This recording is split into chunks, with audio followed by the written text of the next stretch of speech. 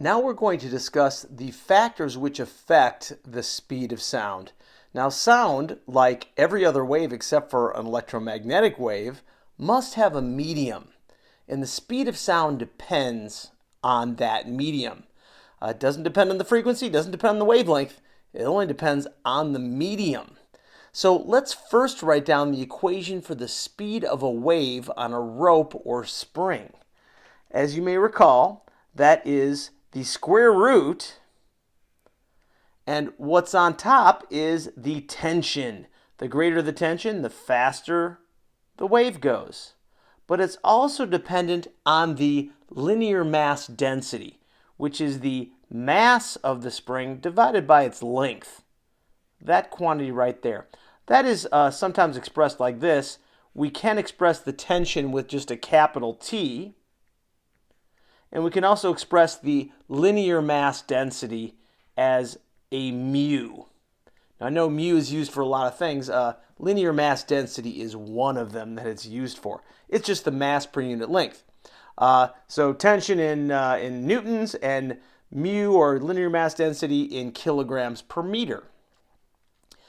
So similarly, the speed of sound is the square root of something, and it's the square root of this thing is called, capital B is the bulk modulus.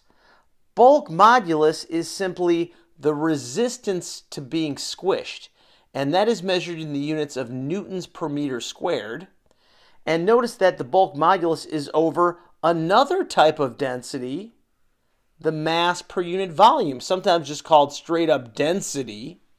So we can also express that as the square root of B for bulk modulus over rho, the density in kilograms per meters cubed.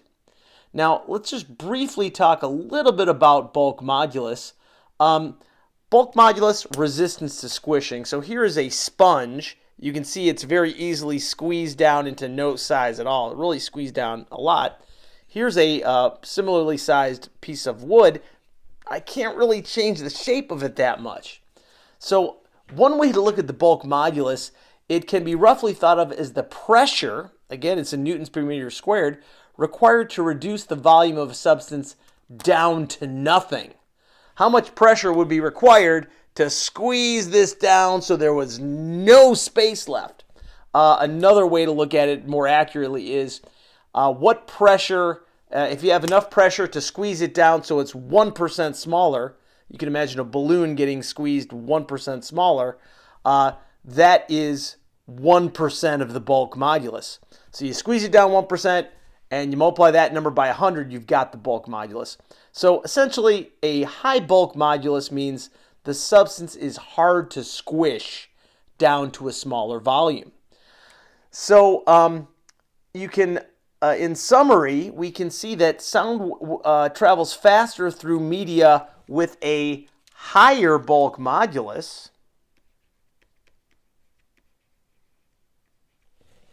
just as transverse waves travel faster on springs of higher tension. Sound travels faster through media with low density, just as transverse waves travel faster on springs of lower linear mass density.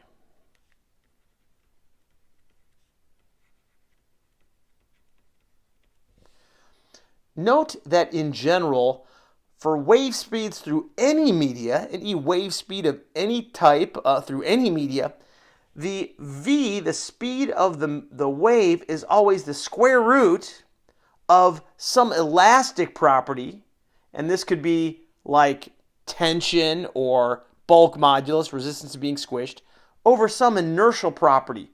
And by inertial property, we mean something that has to do with mass. For example, could be for a spring the linear mass density, or for the speed of sound, the density in kilograms per cubic meters. So in this next demonstration you're about to see, and don't try this at home, we're going to see the Mythbusters inhale helium and sodium hexafluoride. And what's happening here is we've basically got resonance of a standing longitudinal wave, it's sound, and you can ask yourself this question. The gas is going to be resonating inside his lungs. Now, would a lung be best modeled as a single open-ended tube or a double open-ended tube? You can ask yourself that. But the tube is staying the same length. His lungs are going to be exactly the same length for both demos. What will change will be the medium. So you can ask yourself, if you have a medium of lower density like helium, how will that change the speed of sound compared to a medium of higher density like sodium hexafluoride? And what would you expect for the resonance frequency that resonates most strongly? So think about that and then predict what will happen in the following video.